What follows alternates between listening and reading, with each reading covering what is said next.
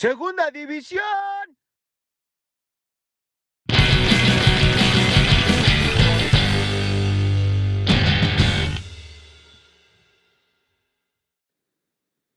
¿Qué tal? Yo soy Yona y en esta ocasión estamos con Jos, Luis y Paco, integrantes de Clon, una banda de grunge de Actopan que estuvo haciendo ruido en los 90s y los 2000s, y nos van a platicar un poquito de la historia de Clon y de su historia personal dentro de la música.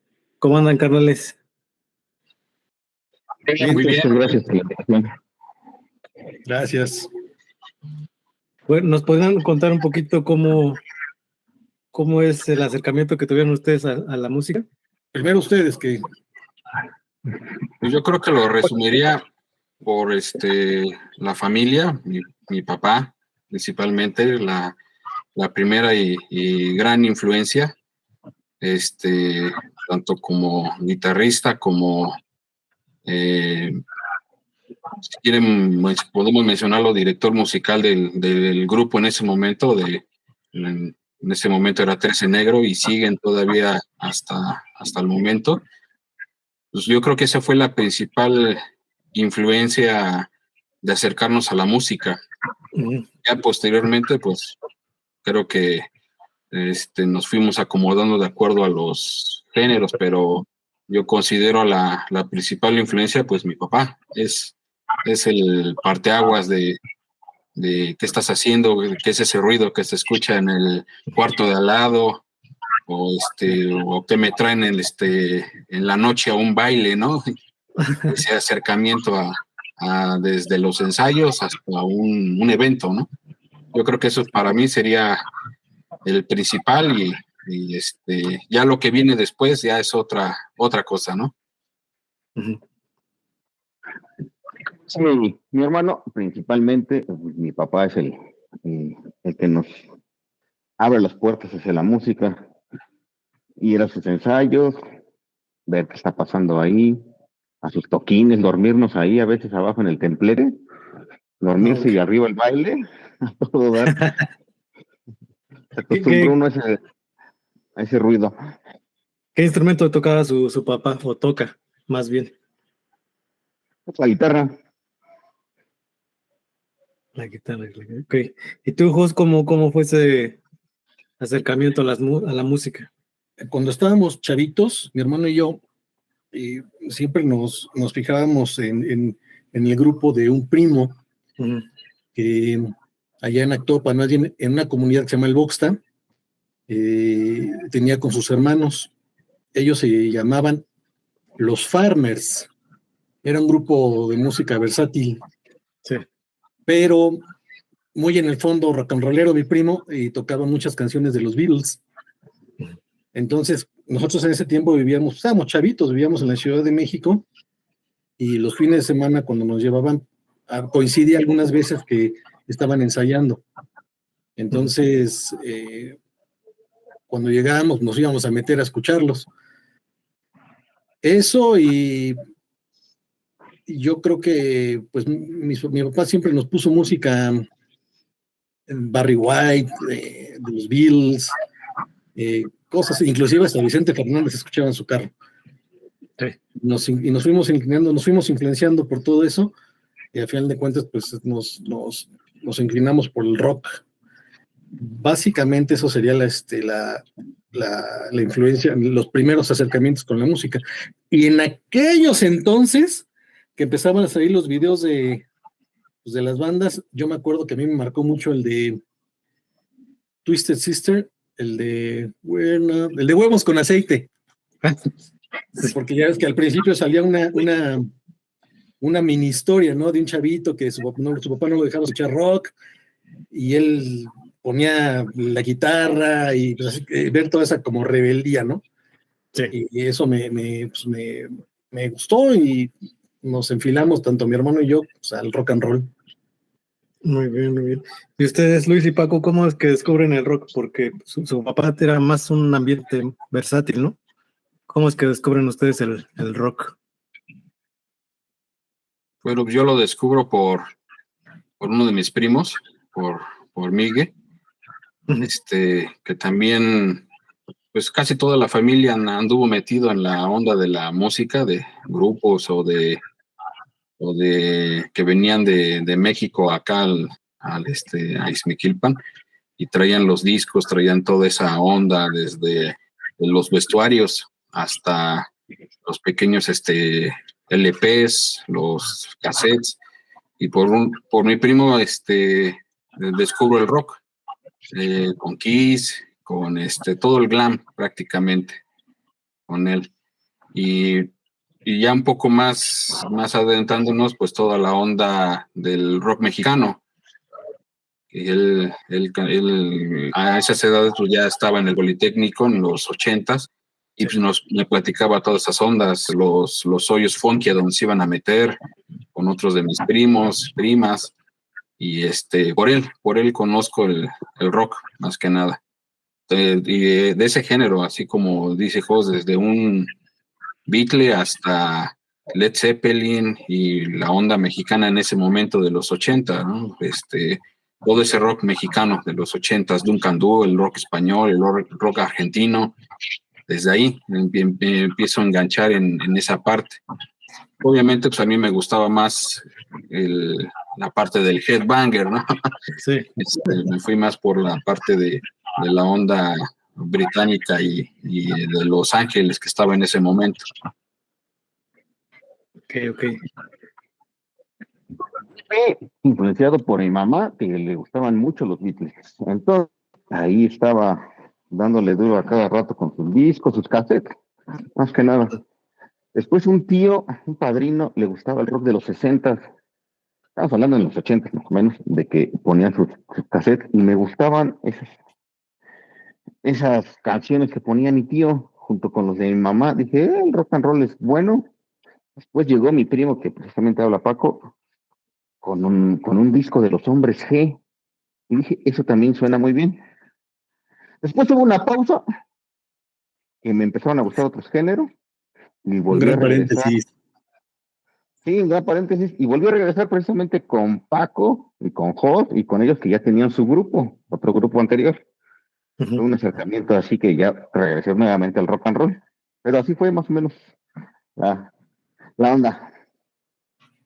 Muy bien. ¿Y recuerdan cuál fue el primer disco del que se hicieron?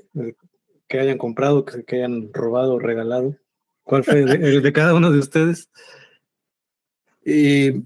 Yo recuerdo en aquel entonces, digo que estábamos chavitos y vivíamos en la Ciudad de México, allí en la Glorieta de Insurgentes había una tienda de discos, no recuerdo su nombre, algo así como Discolandia, algo así. Y recuerdo que, como dice Luis, estaba muy fuerte el boom de los Hombres G y todo esto, ¿no? Del rock en tu idioma. Y yo me acuerdo que el primer disco que yo le pedí a mi papá que me comprara fue el LP de Los Hombres G, La Gitana Antes de Usar. Ok. Yo el mío, el primer disco que yo adquiero propio, pues creo que fue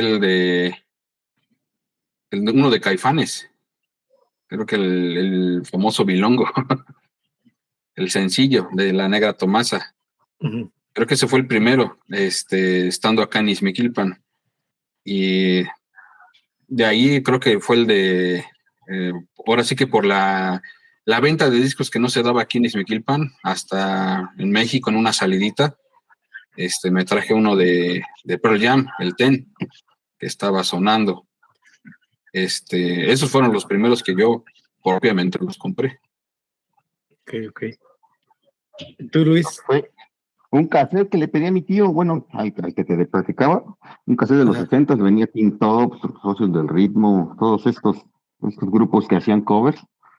Le pedí un cassette, le dije, grábeme su cassette, está chido. Ese fue el primer cassette que, como que lo deseé mucho, así que le dije, grábeme uno. Me dijo, sí, me hizo mi copia y ese me la pasaba escuchando. Personalizado, entonces fue. Sí. Chido. ¿Y el primer concierto o evento de música al que hayan asistido que no haya sido acompañando a su papá, ustedes, Luis y Paco? El primer Michael concierto Jackson. que fueron. ¿Ah, sí? ¿En el Estadio En el Azteca? estadio, Sí, ese mero. así es. Precisamente una de las tías que congeniaba con papá en la parte de música y sus hermanos que lo inducían a la onda psicodélica y todo eso, nos dijo, viene Michael Jackson, ¿quieren ir? ¿Cómo no? Vamos. Y nos invitó los boletos ella. Y fuimos a ver a Michael Jackson y el show muy, muy impresionante para ser el primero, ¿eh? Demasiado impresionante. Lo máximo que yo he estado delante de una gran multitud así presenciando un show o un evento, pues fueron los eventos aquí en Izmiquilpan, muy poca gente, pero Con los Bucks. con los Bookies, pero entrar a un estadio Azteca a reventar, no, es una experiencia que todavía la tengo marcada, ¿eh? Dejó la vara muy alta entonces. Sí, no, escuchar a la guitarrista con los cabellos güeros parados, Jennifer Batten, no, genial, ahí me captó más la guitarra. Muy bien, muy bien. ¿Y tú, Jos, cuál fue el tuyo? Recuerdo que creo que fue un domingo, sábado o domingo, no sé, vivíamos en la Ciudad de México y estábamos bien chavitos y me acuerdo mucho que un primo llegó a la casa, al departamento donde vivíamos y comentó que iba a tocar Opus, ¿te acuerdas? De los de na na na na na, que iban a tocar en la Plaza de Toros. Y mi papá dijo, ¿quieren ir? Pues vamos. Fuimos y nos tocó pues, entrada general, obviamente hasta arriba, los veíamos así, chiquititos.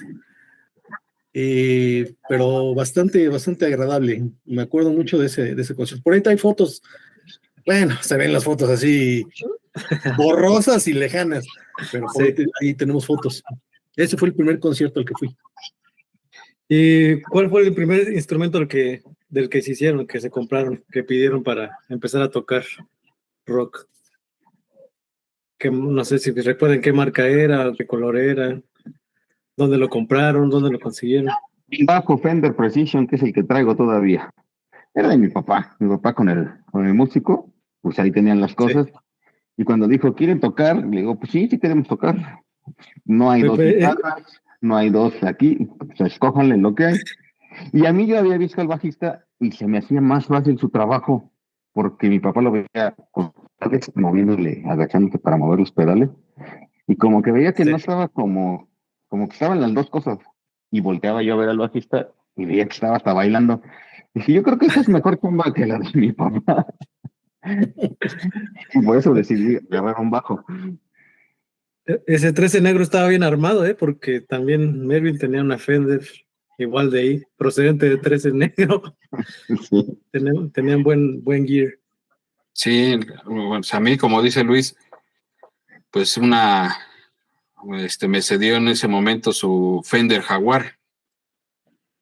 Una Fender Jaguar del 62. Muy buena la guitarra, muy buen brazo. Pero como dice Jos, la onda alternativa, lo más pesadón, los riffs y todo eso, pues hasta que logré juntar yo una lanita y me hice de una Ibáñez. Yo sí tardé para comprarme una guitarra, pero dio muy buen servicio la Jaguar. No se ha retirado, sigue activa. ¿Ah, sí? Sigue activa la Fender Jaguar, pero se queda corta para riffs más pesados. Todavía traen las pastillas delgaditas. Pero sí. ¿Era una de 7 cuerdas o de 6? No, de 6. De 6. De hecho, junté el dinero y se la encargué a Víctor. Pues fue a Estados Unidos, se la encargué y al final me dijo, te traje esta. Le digo, pues ya. Pero fue una Ibáñez muy, muy, muy buena. Estuvo gracioso todo eso porque le dio a Víctor, como cuando te encargan algo, ¿no? Y no es para ti, pues, esta, y Víctor así era, ya, esta y vámonos. Y ya cuando llegue aquí, ¿what? Bueno, pero pues es una buena guitarra y era de las japonesas. Muy buena anécdota ahí con Víctor en esa parte. ¿De qué color era? Era un azul como petróleo. Sí, un azul. ¿Ya no la tienes? No, volví a juntar otra lana y adquirí otra guitarra. Creo que la que siguió de ahí fue una RS SE. Sí. Pero no, es con esa también estuve rifando mucho rato. Así es. Yo, la primer guitarra eléctrica que tuve, me la vendió ¿has escuchado hablar de un grupo de Actopan que ahora se llama F2 o Chicos F2, algo así? Antes se llamaba Fase 2. Ok. Uno de los chavos, el hijo mayor del dueño del grupo, tenía esta guitarra negra, no tenía marca. Pues bueno, para no hacerte tanto el cuento, me costó 150 pesos la guitarra negra, todavía está vigente. La rehabilité, por aquí anda. Le metí pastillas nuevas, todos los herrajes nuevos, está rehabilitada. Es una negra, tío, no tiene marca. O por lo menos yo no se la he encontrado. Cuando la llego a sacar, me preguntan en el baño, le digo, no, quién sabe qué sea. Todavía está vigente. Y de hecho, cuando empezábamos a tocar, yo empecé a aprender a tocar la guitarra. Ya sabes, con los libritos esos de guitarra fácil. Sí. Y como creo que todo el mundo, o por lo menos la mayoría de los que conozco, empezando a tocar, pues empezamos a tocar canciones de Maná y ese tipo de cosas, ¿no? Puro círculo. Así con el aprendizaje. Es que el librito es lo que venía, ¿no? Te venía el librito de guitarra fácil y toca las de rock y son las que venían. Sí, y aprende a tocar los éxitos de Nirvana. Sí. Y ya cuando, que empiezan a tocar instrumento, practicar, ¿cuál fue la primera banda de cada uno de ustedes? ¿Recuerdan por qué, con quién tocaban y qué género tocaban o cómo estuvo esa primera banda de cada uno de ustedes? Pues yo creo que Paco y Luz tuvieron bandas antes que yo, ¿no? Supongo, por tu primo. Yo tuve una nada más antes que se llamaba Mantarraya, pero duró como 15 días, yo creo. En la prepa, que hicieron un concurso en el Cobae y pues yo tenía los instrumentos, dije, pues vamos a armar una. Se armó como 15 días, unas vacaciones y ya, se acabó. Y de ahí ya. ¿Y ganaron? Sí, eso sí. Era la única que tenía producción, entonces. ¿Qué tocaba Mantarraya? ¿Covers de quién? Covers, pues, los mismos que tocaban la chancla, porque no había escuchado, que eran las fáciles, Héroes del Silencio, Nirvana, obviamente, y hasta ahí, porque no les gustaba lo pesado a los demás, eran como más de Hombres G y otras ondas, entonces, pues creo que lo más pesado creo que fue Nirvana. Ok. ¿Tú, Paco? Con mi primo, siempre les faltó integrantes de todo tipo. Él toca guitarra. Ajá. Me llamó para tocar dos tocadas la batería, después el bajo, pero con él nunca toqué guitarra. Tocaba yo por otros instrumentos. Uh-huh. Su banda entonces se llamaba María Marchita. Y después ya en el Cebetis con Jos, empezamos a armar algo, pero ya más en serio y con más repertorio también, porque era otro tipo de ondas también de mi primo en cuanto a la diferencia de edad. Uh-huh. No le gustaba mucho lo más pesado. Lo más pesado que tocaban ellos era Scorpions y lo que estaba de moda en ese momento de Scorpions. pero lo demás era ochentero, rock argentino y rock mexicano. Pero fue él, nada más, la primera banda, con él, prácticamente. Ok. En mi caso, cuando estábamos en el Cebetis, ahí en Actopan, y con toda esta influencia que te comenté desde el principio, pues traía la espinita de hacer una banda, ¿no? Un grupo. Entonces me acuerdo mucho, todavía no conocía a Paco, me acuerdo mucho que pues les comenté a unos cuates, le oigan, quiero hacer un grupo. Y con un amigo, José Luis, con él iniciamos así a tocar, él toca el bajo. Sí. Y pues medio que nos juntábamos así con su hermano, y pues realmente no, y con el baterista que te digo que me vendió la guitarra, Mike López, hicimos, pues no, realmente no hicimos un grupo, o sea, nada más nos juntábamos y medio ensayar, porque pues Mike era el único que sí estaba a un nivel mucho más avanzado que nosotros. Y un día me acuerdo que comentando ahí con los cuates del Cebetis, digo, quiero hacer una banda de rock.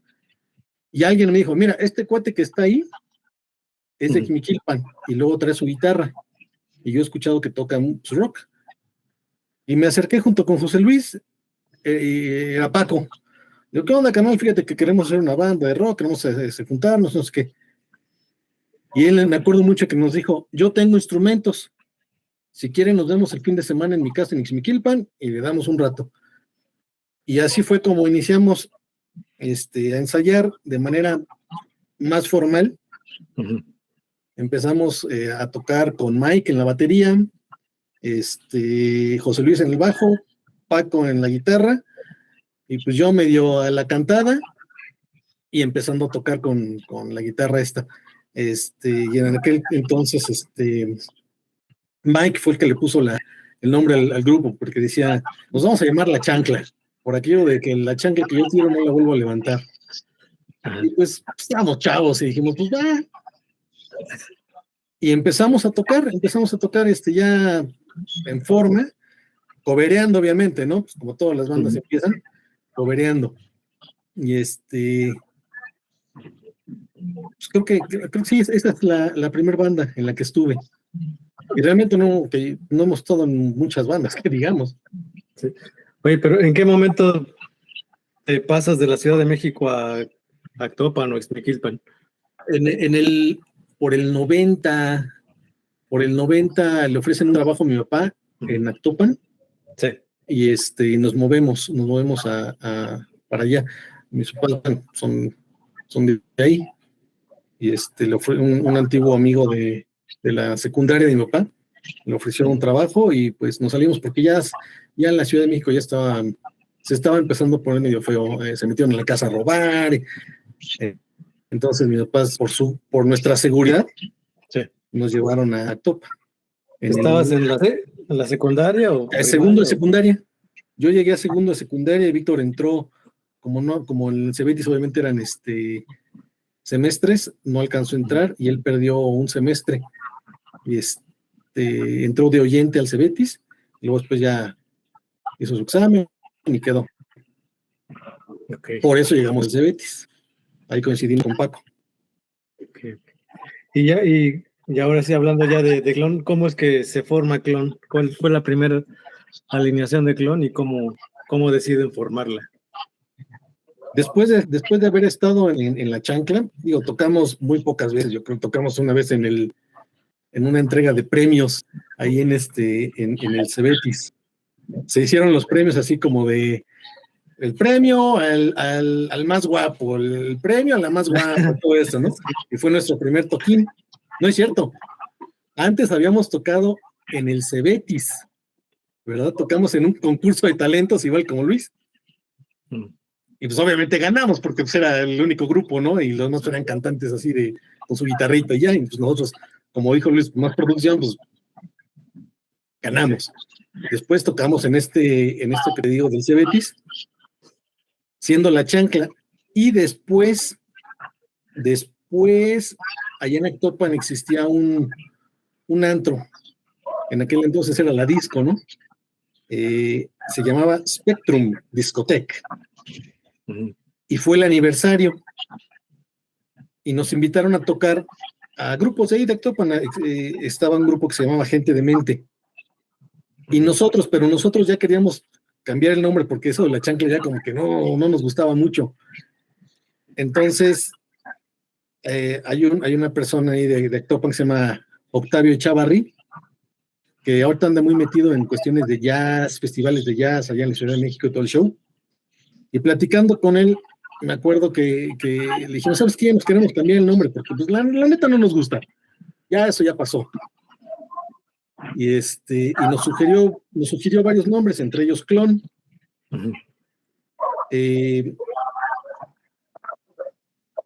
Y pues bueno, esa noche ya nos presentaron ya como Clon. No recuerdo si ya estabas Luis o era José Luis todavía. Creo que todavía era José Luis. Sí, ¿verdad? Todavía era José Luis. Y a partir de ese momento dejamos de ser la chancla y nos convertimos en Clon. Y pues, pero seguíamos cobereando. Sí. Seguíamos cobereando hasta que una vez en un teatro del pueblo, ahí en Actopan, nos enteramos que iba a ir una banda que la neta yo no conocía en ese momento, Guillotina. Los llevó una amiga. Y pues ya sabes, ¿no? Oye, pues vamos a abrirle a Guillotina. Ya. Nos juntamos, a tocar, a ensayar, y tocamos nosotros, tocó Gente de Mente y cerró Guillotina. Y recuerdo mucho que unos amigos tienen un stand de chelas. La feria todavía se hacía ahí en el Hawái, en el centro de Actopan, ¿no? Digo, en el centro de Actopan.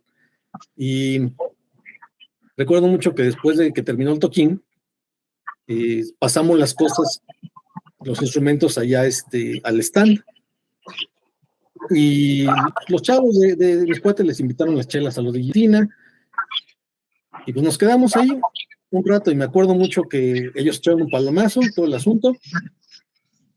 Y me acuerdo mucho que Manuel se levantó de la mesa donde estaba, nosotros, mi hermano y yo, tú ya te habías ido, creo que Paco, ya no estabas. Manuel se levantó, nos fue a alcanzar hasta nuestra mesa, estábamos Víctor y yo nada más, y nos dijo que prácticamente nos dijo que no hiciéramos mamadas, que ya no tocáramos covers, que él veía cierto potencial para tocar, ¿no? Y a partir de ahí comenzamos a buscamos, ¿no? A hacer rolas originales. Y así fue como nació el Clon, con rolas originales, por el empujón de Manuel de Guillotina. Manuel es el cantante, ¿no? Sí. Manuel Suárez de Guillotina, él fue el que nos dio el empujón. Okay. Y pues bueno, ya seguíamos ensayando y buscábamos tocar algo propio. Y así fue como nació la idea y el concepto, ¿no? De Clon. Y ahorita que mencionabas que empezaron a ensayar, ¿en dónde ensayaban? ¿Ahí en Exmiquilpan, en casa de Luis y Paco? Sí, la mayoría. Sí, a veces ensayábamos aquí, a veces en Actopan. Nos prestaban ahí un espacio, nos dejaban hacer ruido y así, sobre todo cuando había como que más tocadas del lado de Actopan y de esa zona, de los alrededores. A veces había más tocadas de esta zona de Izmiquilpan, ya con Huichapan o los alrededores, y agarrábamos como base aquí una temporadita los ensayos. Así nos estábamos moviendo prácticamente. Y eso es lo que les quería preguntar. ¿Cómo era la escena de rock ahí cuando ustedes empezaron a tocar ahí en Exmiquilpan y en Actopan? ¿Sí había lugares o eran más que nada fiestas o las bandas armaban sus propios eventos? ¿Qué otras bandas tocaban aparte de ustedes? Había de todo. Eran lugares en fiestas, bares y, como decían, discotecas en ese entonces o antros. En ambos, en esos tres tipos de lugares, pues había buena gente, buen número de gente iba a vernos. casi no había muchas bandas de rock y las que había eran de covers, como decía Jos, nosotros ya tocábamos covers también, intercambiábamos canciones originales y covers, pero nosotros teníamos más ese plus, teníamos más canciones propias y las metíamos en el set de covers, las bandas de al menos de Ixmiquilpan, que eran muy buenas, eso sí, pero carecían de un repertorio con canciones originales. Entonces eso nos daba un plus de este lado en Ixmiquilpan. En Actopan, ¿dónde estás? En Actopan, no era muy diferente, realmente tocábamos en las discotecas, en los antros, ¿no? En los bares, donde nos permitían tocar. Realmente Víctor era quien se movía, ¿no? Era como el baterista manager de la banda, ¿no? Entonces él es el que iba consiguiendo los toquines.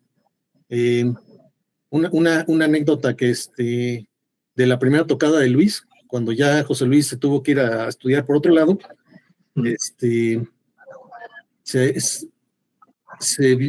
vio la manera, iba a venir Guillotina también, ¿verdad? Aquí a la casa de la abuela, aquí en Pachuca. Y José Luis ya no estaba, iba a ser la primera tocada de Luis. Y pácatelas que no llega el odio, entonces nadie tocó. Entonces ya se quedó sin tocar. Bueno, nos quedamos sin tocar. O sea, ¿no tocó ni Guillotina? No, ¿perdón? O sea, el sonido de sala no llegó. Ajá, no llegó el PA. No llegó el PA, estaba toda la banda ahí, las bandas de rock, todo el asunto, y no llegó.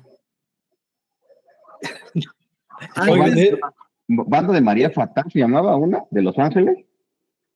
Ah, eran argentinas que vivían en Los Ángeles, ¿no?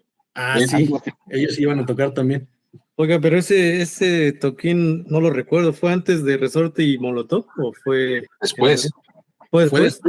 De lo que tú estás hablando es de cuando se vino el boom del nuevo rock hidalguense, que se hizo un concurso en donde el premio era abrirle a Resorte en la casa de la abuela. Y en ese entonces había la oportunidad, si no tenías un demo, era Juan Carlos Hidalgo quien estaba comandando todo esto, digámoslo de esa manera, junto con Tito Roldán y Alejandro Salazar. No recuerdo exactamente bien cómo la organización realmente. Ahí fue donde nosotros conocimos a Chucho, a Juan Carlos, a Alejandro. Entonces entramos a este concurso, fuimos a un estudio donde te hacían tu demo. Ahí conocimos a Chucho, se llamaba El Fuerte Apache, ahí por Guerrero. Así en Covarrubias, sí, ahí también yo grabé. Con el famoso Gavilán. Exactamente. Que te ponía sus rolas rancheras, ¿no? Sí, se ponía a cantar sus rolas rancheras para explicarte cómo debías hacer las voces y todo este show. Creo que ya falleció el señor. Y ahí conocimos también a bandas, más bien estuvimos en contacto con bandas como Pluto Vic, Playmobil, bueno, de los que logramos pasar a abrir el concierto, fueron Pluto Vic, Playmobil, DS6, que antes se llamaban Dodo Sapiens y se cambiaron a DS6 y ahora son Dodo Sapiens otra vez. Creo que andan tocando otra vez. ¿Quién más, Paco? Nosotros, Clon. Plástico, ¿no? No, creo que poliéster. Poliéster, exactamente. Poliéster. Un derivado del petróleo. Exacto. y obviamente pues tocó la mostaza. Sí, me acuerdo de la mostaza. Ese fue nuestro primer, pues, creo, toquín fuerte aquí en Pachuca. Y luego lo que te comento de Luis, eso todavía estaba José Luis. Ya después, pues buscábamos la manera sobre todo digo que Víctor era quien se movía.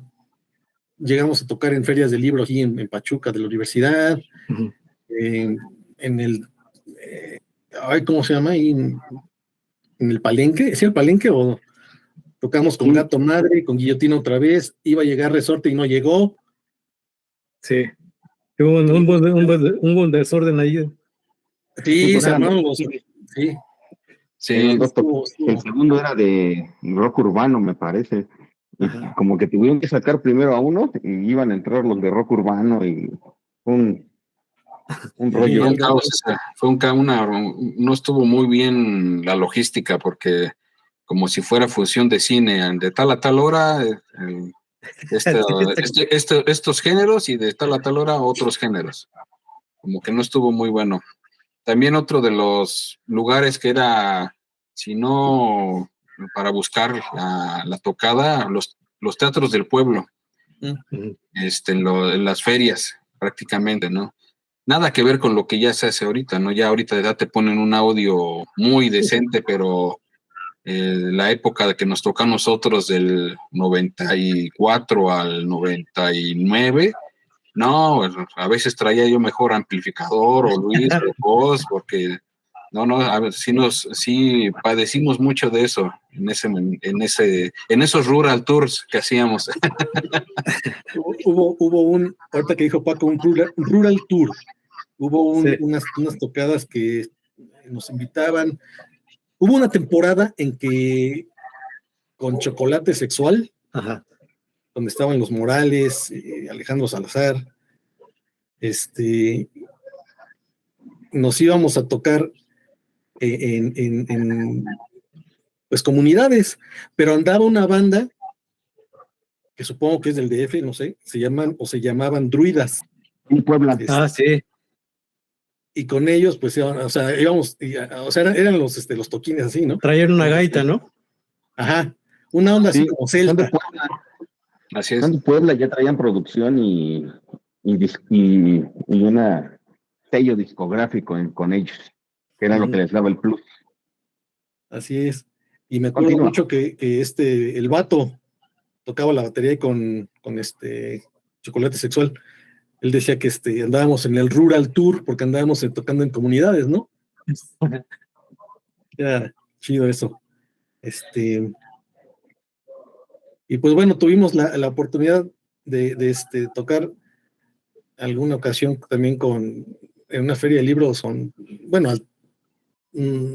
abrir el toquín, ¿no? Con Salón Victoria, Ujú. La Catrina, en otros espacios.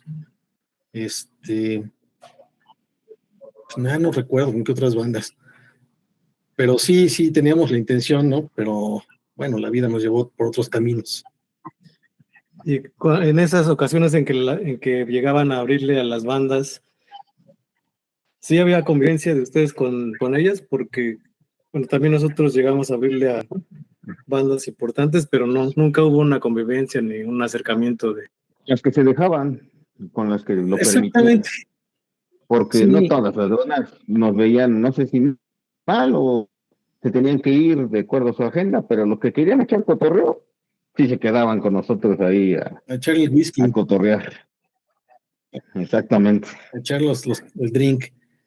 Sí, pues había de todo, ¿no? Quien sí te permitía cotorrear un rato y otros que de plano pues ni siquiera los veías, ¿no? Nada más llegaban a tocar, se bajaban y se iban. Sí. Y hablando ahorita de la grabación que tuvieron para el concurso, ¿esa fue la única grabación ahí en el Fuerte Apache o hubo posteriores a esa? Paco, a ver, cuéntanos de eso. Uh-huh. Hubo una posterior, ahora sí Ajá. que empezamos a ver la parte de no nada más hacer el demo, sino hacer una grabación ahí en el Fuerte Apache, y empezamos a ver las opciones pues, prácticamente hasta con el Gavilán en ese momento, Sí. de costos y todo eso, y sí se dio la grabación. Obviamente, pues, quien te producía el demo, pues estaba, yo creo que todos, ¿no? Cortos todos de tiempo, porque era bajo tiempo, entonces no te dejaba experimentar como tal en el estudio. Uh-huh. Llegó un momento en que querían conectar las guitarras directo a la consola. Le digo, no, aguanta. Yo he escuchado por ahí que se les debe de poner un micrófono, cosas así. Sí. Entonces, carecimos mucho de eso en ese tiempo, ¿no? Digo, no comparándolo con lo que hay ahorita, ¿no? Que ya grabas desde tu casa, tienes otros juguetes, un acceso a una tecnología que puedes hacer tu propia música desde casa, ¿no? Pero se dio y hicimos una grabación de 12 canciones, 12 tracks, y quedó aceptable, Bastante aceptable, con ganas de volverlas a grabar. Hemos tenido a veces pláticas entre nosotros de volver a grabar esas 12 canciones, pero sí, como dice Jorge, como la vida nos ha llevado por diferentes caminos y situaciones, la parte de los tiempos no se ha concretado, pero pues ahora sí que no perdemos esa esperanza, ¿no? De abrirnos un espacio en todas nuestras múltiples cosas que hemos tenido que hacer, y realizarla, porque sí tenemos esa, si no esa espinita, esa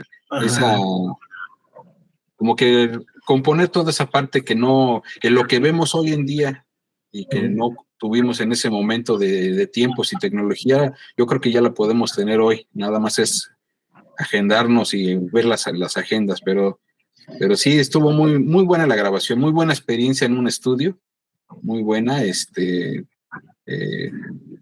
menos en lo personal me dejó muy buena experiencia de trabajar en un estudio. Posteriormente a eso, grabamos un pues demo con Alejandro Salazar, ahí en un squash que existía ahí sobre Avenida Juárez, en Felipe Ángeles, no sé qué sea ahí exactamente. Ahorita ya es una agencia de carros, si no mal recuerdo. Y ¿En Pachuca? Aquí en Pachuca, sí. Y para mi gusto, el trabajo que hizo Alejandro como productor, de muchísimo mejor calidad que el haber grabado en el estudio. Digo, las voces las grabamos en el baño, para tener la reverberancia natural y todo este show, y la batería la grabamos en la parte de los vestidores, que tenías que bajar unas escaleras de caracol, imagínate, para unas escaleras de caracol pues delgaditas, y luego bajar la batería y bajar todos los cables y micrófonos, un show. Todo eso yo creo que lo hicimos en un par de fin de semana. En un fin de semana yo creo que grabamos toda la música, si no me recuerdo, como 5 o 6 canciones, y al siguiente fin de semana grabamos las voces. Que Julio Morales nos hizo unos coros. ¿Ah, sí? En 2 rolas, si no me recuerdo. De hecho, el sonido, como dice Jos, a lo mejor la calidad del estudio era lo aceptable, pero lo que es la esencia del grupo, porque muchos nos decían, ustedes suenan mejor en vivo que en ese demo. Sí. Y sí, qué bueno, ¿no? Porque a veces suenas muy bien en el disco y en vivo suenas de otra forma, ¿no? Suenas diferente. A nosotros nos pasaba en esa parte positiva, ¿no? Sonábamos mejor en vivo que en el disco del Fuerte Apache. Y la esencia que captó Alejandro Salazar en el squash, como dice Jos, nos dejó mejor satisfechos en ese sonido. No obstante la calidad del estudio, de los micros, de toda la tecnología que tiene un estudio de grabación, pero casi así como el disco de Resorte, ¿no? Que está tiene mucha fuerza y no se siente una calidad de estudio, pero es muy fuerte el sonido, ¿no? La esencia de la banda. A nosotros nos pasó esa parte también. Al menos yo lo que percibí de ese demo con Alejandro, coincido con Jos en esa parte, ¿no? Alejandro Salazar hizo un excelente trabajo en la grabación, tanto en todos los cortes de frecuencia de guitarras, bajo, batería, voces. No, sí, es que... Perdón, ¿sabes qué es lo más chido? Que lo grabó en no sé si recuerdas, hace tiempo, pues hace mucho tiempo, fue en los 90, se llamaba Music Match, el software para reproducir música en las computadoras. Ni siquiera fue un Pro Tools o un Audition, no, fue el software para reproducir música, y tenía la posibilidad de hacer grabaciones, y con la entrada estéreo, sí, a la compu, de ahí. Y la verdad es que quedó considero que bastante aceptable. Hubo Sí. punch. Hubo Y punch que buscábamos. Debemos de recordar que en ese tiempo los estudios no había gente con una especialización, por así decirlo, en diferentes géneros. Los que les dejaban y les siguen dejando mucho dinero, pues, es la música regional. Entonces, todos esos estudios, por decir el del Gavilán, pues estaba acostumbrado a ese tipo de música. Tú llegas con una banda de rock y en primera te ven como que raro, así como, pues, estos chamacos, ¿qué onda? No nos van a venir como que a enseñar. Era un poco menospreciado, así como que te veían, ajá. Por eso la anécdota del Gavilán que te decía cómo cantarlos, y él se aventaba ahí cantando, como diciendo, sí, señor Don Gavilán, pero nosotros queremos cantar de esta forma, ¿no? O sea, no así como usted nos lo está diciendo. Sí. Entonces, como dice mi hermano, decirle, es que yo he visto que los micrófonos se ponen así, yo he visto que muchos detalles. Se sentía un ambiente como que le estabas dando órdenes que a algunas cuentas deberían de escuchar porque pues uno le está pagando. Pero tenían esa situación. Entonces, estamos hablando de 1995 o por ahí así, en los 90. Y Alejandro Salazar empieza, bueno, al menos yo empecé a ver de que se podían hacer cosas de manera digital y con tiempo, y pues Alejandro te escucha, te dice, ¿cómo quieres hacerlo? Ah, pues mira, así, vamos a experimentar. Esta es la parte más chida y se nota en la grabación, que estás más suelto, que estás haciendo cosas más experimentales, que con el Gavilán, que todo está muy cuadradito y muy limpiecito, de mucha calidad, pero siempre así como que muy apretadito ahí la situación de que dices, no estoy tan conforme. Por eso es que decimos que estaría chido lo verás a grabar ya con más tecnología, con más cosas que se pueden hacer, que dices, pues yo creo que ahora sí ya puedo hacer esto. Sí. El ingeniero de audio que les tocó no se llamaba Juan Manuel. Correcto, No se acuerdan. Medio güerejo. Ajá. Sí. Güero, chaparrito, medio llenito. Sí, chapeadito el caro. Ajá, con pelo medio chino. Ándale, sí, es él. Sí, es él.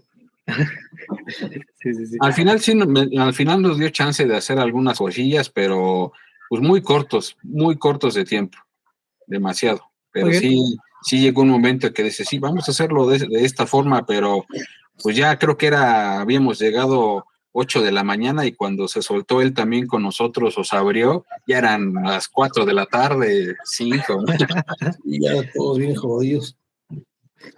¿Y cómo se llamó el demo o la grabación que hicieron en el Fuerte Apache y cómo se llamó el del Squash?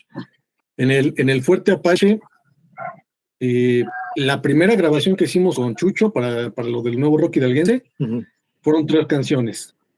Fueron 3 rolas, ya no me acuerdo. Bueno, eran 3 rolas. Después, cuando regresamos al Fuerte Apache, hicimos este disco que se llamaba Sin Tanto Gritar. Okay. Era la frase de una de las letras de una rola. Sí. Y lo último que hicimos con Alejandro, si no mal recuerdo, son 5 rolas. Y yo diría que se llama, la principal, o digamos el sencillo, se llama Tanto que Decir. Y así lo llamamos. Así lo conocemos. Ese no salió en formato digital porque ya empezábamos a manejar ese formato, pero no había dónde reproducirlo así como que mucho, tenías que tener tu caseta a fuerza. Entonces, así se conoció ese demo. Nunca salió a la venta, creo, me parece. Los otros sí los vendimos. Los otros sí llegamos a vender una que otra copia. ¿Y tenían arte como tal? O sea, ¿hubo algún diseño o alguien se cargó de eso o solamente era el disco o el cassette? No, era el disco. Hicimos Cuando estábamos en la escuela, pues, Víctor y yo compartíamos la casa. Ajá. Y entre los dos hicimos el diseño de la portada. De la portada y no, era una hoja doble nada más, no como tal no había un arte completo de letras ni nada por el estilo, pero entre los dos nos encargamos de hacer toda esa parte teníamos ahí las computadoras y nos poníamos a jugar en ese momento con el CorelDRAW, pero de ahí nada más. Ahora sí que no nos tocaba todavía las cámaras digitales, ni los escaneos, nada. O sea, el internet, el navegador que se usaba en ese momento todavía era el Netscape, entonces estaba todavía muy poco el acceso a esa tecnología. Pero hicimos una portadita por ahí, después rehicimos otra portada, o creo que le tocó a Víctor hacer esa otra portada, la de una reja, pero estuvo bueno el arte del disco, no, ni se veía nada, así ni como graffiti, ni como una portada de metal o una portada así censurable, ¿no? Una portada, pues yo la consideraba hasta decente, que llamara la atención. Así es, entre los dos hicimos eso. Es si se puede llamar el arte del disco. En Gavilán no nos ofreció también en esa grabación como que muchas opciones. Nos dijo, van a tener tantas copias en disco, en CD, pero no crees que eran serigrafiados. No, el vato le puso una estampa hecha en su impresora. Sí, y también nos dio portadas hechas en papel bond, o sea, ni siquiera en papel chido, o sea, obviamente pues, por lana, ¿no? Eras como que su paquete para rockeros, porque los discos no eran serigrafiados, eran con una etiqueta que, pues, nosotros pensábamos que iba a salir bien, con la tinta, nada, pues su impresora valió rayado, así. Estaba rayado. Tenía un gabinete con 4 quemadores o 4 o 5 quemadores y salían así como pan caliente. Sí, es cierto. Yo no recuerdo cuántas copias nos dieron. No, yo tampoco. No recuerdo cuántas copias fueron, pero ¿todavía existe alguna copia de las dos producciones o ya no tiene ninguna? Sí hay. Sí. Yo de hecho, a ver, Luis. ¿Voy yo? Sí. Sí, existe del sin tanto gritar, sí tenemos una. Ajá. Pero del otro te digo que no salió en producción, salió así nada más. Ese sí no existe, a menos que Jos tenga uno. A ver, Jos. Aguánteme un minutito y creo que sí tengo. Déjame ver por ahí. Yo no lo tengo a la mano, luego lo subimos ahí. Mi copia que me quedé con ese diseño, necesito buscar el diseño, igual y sí lo tengo todavía en un CorelDRAW versión 98, por ahí debe de estar el arte del disco, pero a mí creo que en alguna ocasión trayéndolo en el carro de uno de mis primos, que era también aficionado al rock, pero pues, pero cuando se juntaba con sus amigos o las chicas, pues él ponía banda y ponía lo popular, ¿no? Y traía una Golf atascada de buffers y ahí lo ponía, el disco de nosotros. Creo que se le cayó alguna bebida por ahí que me echó a perder el diseño de la portada, pero yo ya no me quedé con la portada. Impresa ya no lo necesitaría buscarlo, pero... Esto que tengo aquí es un mini disc.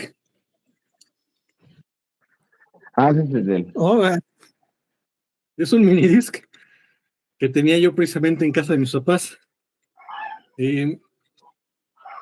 Ahorita le leo lo que dice aquí. Este es el que se grabó en el Squash. Dice, las rolas eran o son tanto que decir, cada mentira hasta el final, nada es igual y cruzar la línea. Viene marcado con nuestros nombres, Leones tal. Y abajo dice, grabado en abril de 2001 en el Squash Producción por Clon y Alex Salazar. Mezcla y masterización, Alex Salazar. clones@mtv.com. Uy, ya no existe ese correo. O quién sabe, ¿verdad? No, los banearon, yo creo, de ese servidor. Estaba muy buena esa oferta. Éramos pocos los que conocíamos el dominio de MTV que te ofrecía como tal abrir tu cuenta de correo con .mtv. y también eso nos abrió muchas puertas en algunas tocadas en México, en Rocotitlán todavía y en Rockstock. En Rockstock estaba en auge esa parte de MTV antes de que se fueran con otro tipo de contenidos en el canal. Pero sí me acuerdo de esa portada. Esa la hizo Víctor, de hecho. De hecho, ¿el Rocotitlán tocaron en el de Ciudad de los Deportes o en el del sur? En el del sur. En el sur, ahí en Montevideo, ¿no? Algo así, no. Montevideo no. No, Montevideo no. Montevideo está acá en el norte. Es no, Calzada. ¿Del Hueso? Allá por Calzada la Virgen, pues allá por Tasqueña. Sí, ajá. Sí. No recuerdo cuál es la calle. Entonces, ahí tuvimos el chance de tocar en la edición de la Batalla de las Bandas del 2002. Nos metió una amiga. Nos metió una amiga ahí a tocar porque nosotros yo recuerdo que ya no queríamos meternos en esos concursos de bandas y todo eso porque ya sabíamos que tenían así su ganador. Y dices, güey, pues como que sí les falta un poquito, como que sí les damos un quien vive. Sí, hacemos un. Pero pues, ya sabían que iban a ganar, así como que pues, estos güeyes, y todos se rumoraban, decían, es que estos güeyes son los que van a ganar porque vienen con fulano y con sultano. Fuimos como a 3 o 4 concursos y vimos que nada más era una estafa para nosotros como las bandas, como ya te recordarás, de que ten tantos boletos, me los vendes y sí. y tú mete tu gente. O sea, le estábamos haciendo su chamba a los vatos de vender los boletos, el cover, para que tú tocaras ahí. Pagar por tocar. Sí, realmente así era el business. Entonces sí estábamos como medios fastidiados de ese, y en ese último de Rocotitlán nos invitó una amiga y dijo, pues ya no van a hacer eso. Digo, ok, ya es un punto, ya es ganancia. Y presentamos. ¿Cuándo es que acaba el proyecto de Clon o sigue vigente? ¿Está como en pausa y intermitente? ¿Cómo está la situación de Clon actualmente? Pues mira, como te decíamos hace rato, pues la vida nos ha llevado por diferentes caminos, ¿no? Pues ya tenemos familia, el único que se resiste a esa situación es Luis. Pues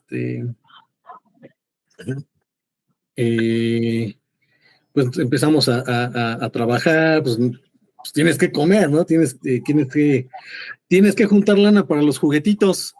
Sí. Entonces, probablemente eso fue lo que nos fue poco a poco bajando el ritmo. La verdad es que no hubo así como que, ¿saben qué? Nos vamos a detener, nos vamos a estar en pausa, ¿no? Simplemente se fue perdiendo esa búsqueda de tocadas por tiempo, por cuestión de trabajo, X, ¿no? Luego en el 2019, desafortunadamente, Víctor fallece, una situación de salud que nos ganó. Y no hemos tenido, realmente no hemos platicado, no nos hemos juntado para para pues ver qué podemos hacer, ¿no? Como decía Paco hace rato, no hemos tenido la oportunidad por luego las agendas familiares y de trabajo pues no se pueden coordinar como uno quisiera. Sí. Y sobre todo esa es la razón, ¿no? Hemos dejado un poco el asunto de hacer rolas nuevas. Yo estaba en proceso traigo por ahí 2, 3 proyectitos que quiero, como decía Paco, armarlos con toda esta tecnología nueva. Pero bueno, lo que te comentaba, ¿no? Cuestión de familiar y de trabajo, no se ha concretado nada. Algo importante, a lo mejor muchos que no les tocó, sino sentir o vivir esa parte del cuarto de ensayo, de juntarse los amigos, los hermanos y tocar, hacer ruido. Ya hoy en día a lo mejor la tecnología es muy buena, pero también llega un punto en que te empieza a separar de juntarse en un cuarto de ensayo.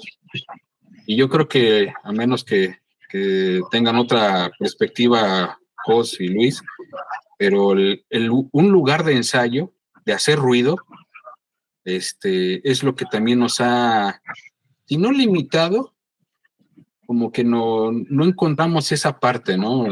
Estamos en 3 puntos geográficos diferentes y ya no puedes ensayar como antes porque una, no tienes el espacio, 2, también el ruido, los vecinos o la misma familia, ¿no? De que no es un ensayo de media hora, ¿no? A veces nos aventábamos hasta 3 horas. Sí. Entonces, punto extra o punto bueno para la tecnología, cada quien puede hacer una tarea en casa, ¿no? Pero el de juntarse todo el grupo y por lo menos darle constantemente era algo que nos gustaba hacer. Si no, cada 8 días lo hacíamos. Cuando hubo la oportunidad, no puedo decir de qué diario, pero sí era muy constante los ensayos y era como que nos hacíamos la tarea en casa y después al ensayo y era lo que más nos gustaba, ¿no? Juntarnos. Uh-huh. Y ahorita como que trabajar por separado sí se puede, pero hace falta esa parte de un lugar, como que el cuarto de guerra, ¿no? El cuarto de la logística, donde puedas tener todo el backline conectado y vamos, ¿no? Afortunadas las bandas que tienen esa oportunidad de tener un lugar propio para ensayar sin que nadie les diga nada ni tengan que bajarle al audio, ¿no? Pero desde mi perspectiva creo que también esa es una limitante que nos gusta, o al menos en lo personal me gusta tener al baterista aquí con una que te esté dando a un lado de ti, ¿no? Sí. Yo creo que eso es algo que en lo personal a mí me hace falta, ¿no? En cuanto al espacio.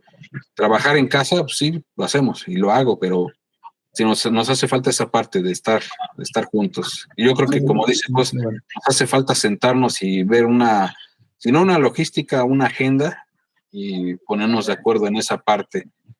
Esperemos que no sea tan lejano, ¿no? Pero de que sí tenemos esa inquietud, yo creo que sí, los 3 tenemos esa inquietud de hacerlo. Muy bien, muy bien. Y ya para concluir, ¿nos pueden recomendar alguna banda contemporánea o actual de Actopan, de Ixmiquilpan, para que nos puedan compartir su historia como ahorita lo están haciendo ustedes? ¿O están alejados realmente de la escena? Contemporánea.